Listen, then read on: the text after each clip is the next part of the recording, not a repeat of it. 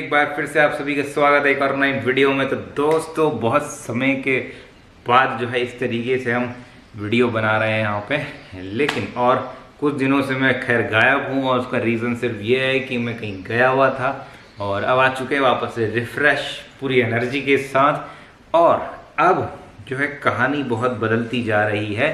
अब समय आ चुका है बल्किंग फेज़ का, तो अब हम बल्किंग करेंगे। तो मैं अब आपको पूरा मील बाय मील मैं आपको जो भी मेरा डेली रूटीन होगा वो मैं यहाँ पे आपको शेयर करूँगा, और जो भी न्यूट्रिशन मैं लूँगा वो सब कुछ मैं यहाँ पे शेयर करने वाला हूँ। प्लस अब जो मेरा वर्कआउट है उसमें थोड़ा चेंजेस मैंने लेके आए हैं, तो वो क्या क्या है वो मैं पहले आपको बता देता हूँ। जैसे कि मंडे, आज है मंडे, तो मंडे को हम करेंगे लेग्स और शोल्डर, जो मैं पहले क्या करता था तो वो हम वापस से करेंगे। दूसरा ट्यूसडे हमारा रहेगा चेस्ट एंड ट्राइसेप्स, वेडनेसडे हमारा बैक एंड बाइसेप्स रहेगा। और तो ये चीज़ हम करेंगे और फिर इसको हम ऐसे रिपीट करेंगे। तो इसमें ये क्यों मैं इस तरीके से कर रहा हूँ, क्योंकि होता क्या है कि मैं मेनली 2 मसल पार्ट को ट्रेन कर रहा हूँ, लेकिन कहीं ना कहीं क्या होता है सारी मसल्स में ट्रेन नहीं कर पाता 2 बार। और दूसरी चीज़ क्या होती है कि कोई कुछ ना कुछ ऐसी मसल्स होती हैं जो रह जाती है ट्रेन करना। खासकर जैसे अगर लेग्स की बात करें तो लेग्स में क्या होता है कि हमारा जो क्वाड्स हैं वो बहुत ज़्यादा डोमिनेट रहते हैं, हमारा जो हैमस्ट्रिंग है। और काफ्स तो मैं ट्रेन करता ही नहीं, खैर काफ्स भगवान की कृपा से मेरे ठीक ठाक काफ्स है, लेकिन ट्रेन करना तो बहुत ज़रूरी है ना, तभी वो 3 मसल पार्ट तभी तो दिखाई देंगे, लेकिन वो होता नहीं है।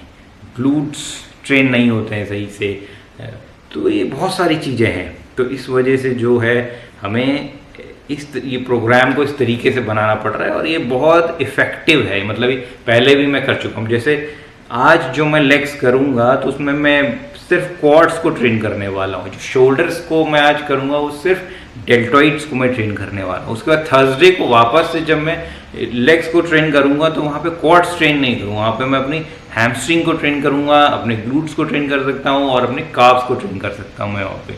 और वहाँ पे मैं अपने ट्रैप्स को ट्रेन कर सकता हूँ मैं, खासकर ये फ्रंट और जो बैक का हमारा हिस्सा होता है उसको मैं यहाँ पे ट्रेन कर सकता हूँ। तो इससे क्या होगा कि पूरा मसल जो ग्रुप है वो ट्रेन हो जाएगा। और क्योंकि अगर आपका लक्ष्य है कि आपको बॉडी बिल्डिंग में, नेचुरल बॉडी बिल्डिंग में जाना है, तो यार आधी अधूरी चीज़ लेके तो जाएंगे नहीं ना, पूरा पैकेज लेके जाना पड़ेगा, तभी कहानी बन पाएगी। तो इस वजह से ये पूरा प्रोग्राम हमने यहाँ पे तैयार किया है। तो अब मैं आपको बताता हूँ मील। तो मेरी पहली मील जो है ना वो है, ये है स्क्रैम्बल्ड एग्स, और इसमें चीज़ भी होता है।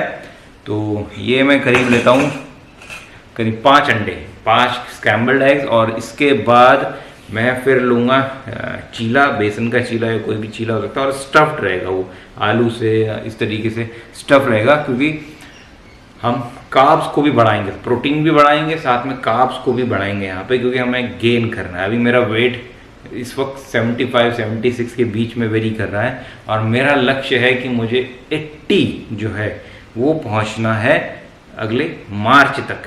तो हमारे पास कितना समय है, अभी ये है दिसंबर जाने वाला है, जनवरी फरवरी मार्च, 3 महीने हैं बस, सिर्फ 3 महीने, यानी कि लगभग 100 दिन मान लो आप टोटल, अगर हम हिसाब लगाएं तो 100-110 ऐसी कुछ होगा, है ना।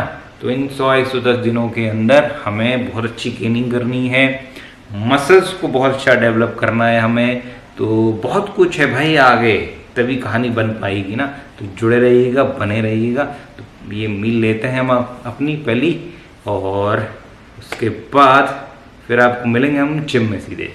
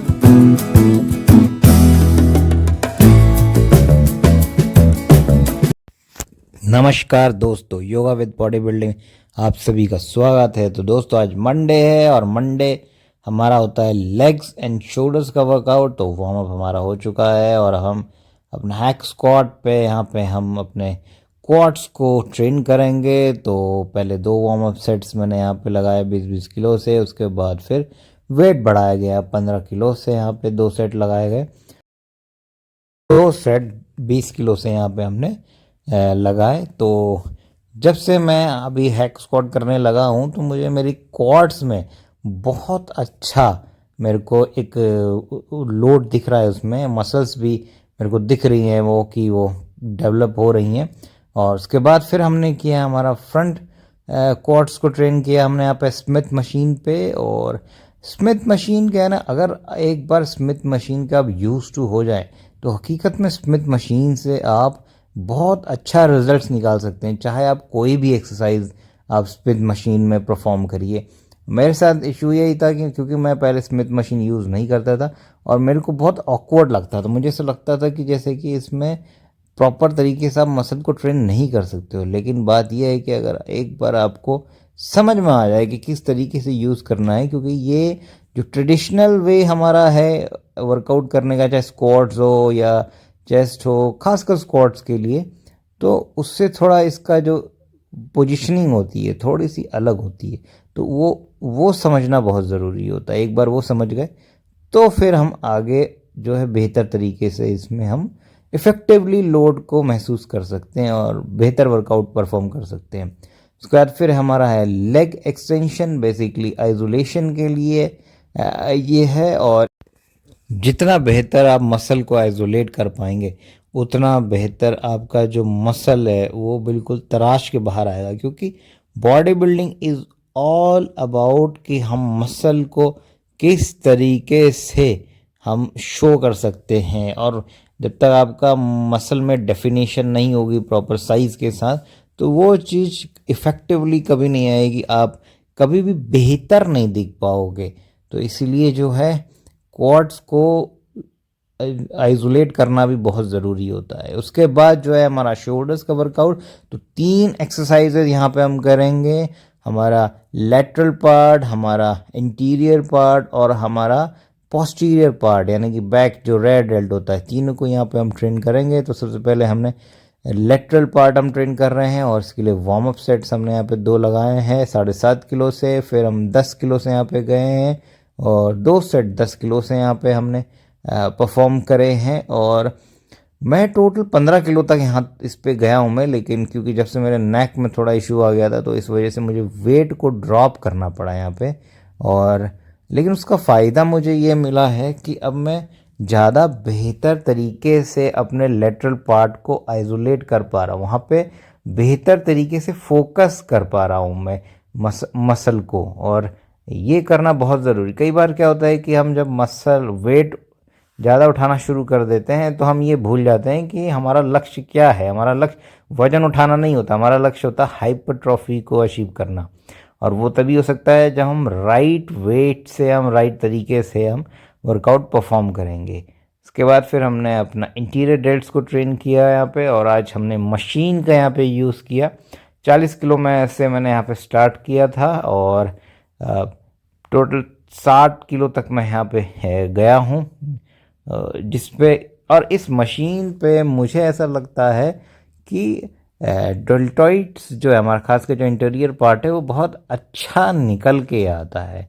अब ये हो सकता है किसी को ना भी इसमें होता हो, लेकिन मुझे बहुत अच्छा रिजल्ट आता है। और फिर हमने किया हमारा आखिरी डेल्टॉइड, यानी कि रेयर डेल्ट को हमने यहाँ पे ट्रेन किया मशीन पे रोप से। और कई बार क्या होता है ना, लोग इस पे गलती करते हैं कि आपका जो सेटअप है उसको आप थोड़ा या तो नीचे लगा लेते हैं बहुत, या बहुत ऊपर लगा लेते हैं। एक राइट सेटअप होना बहुत ज़रूरी है, तभी आप अपने रेयर डेल्ट्स को सही से प्रॉपर तरीके से ट्रेन कर पाएंगे। और वो स्क्वीज जब होगा ना तो वो अपने आप ही हो जाएगा। दोस्तों जिम अपना हो चुका है और अब अपनी है पोस्ट मील वर्कआउट के बाद की। तो इस पे हम खाएंगे चीला, और ये स्टफ़ है, इसके अंदर आलू है।